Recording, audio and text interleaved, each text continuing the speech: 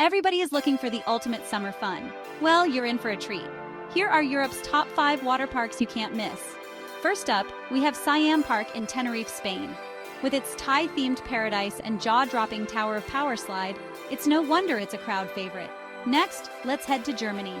Tropical Islands Resort offers a tropical escape all year round. Imagine lush rainforests, sandy beaches, and even hot air balloon rides indoors. Third on our list is Aquashow Park in Portugal. Thrill seekers will love the water roller coasters, while families can enjoy the wave pools and lazy rivers.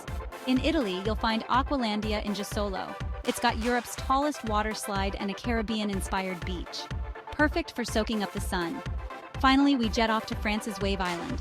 This park boasts the biggest wave pool in Europe and a plethora of slides for all ages. It's a splash-tastic adventure. Want to know more about these amazing destinations? Visit countrydiscover.com for the full scoop and start planning your next vacation today. Don't forget to subscribe, leave a comment, and hit that like button. Happy travels, everyone!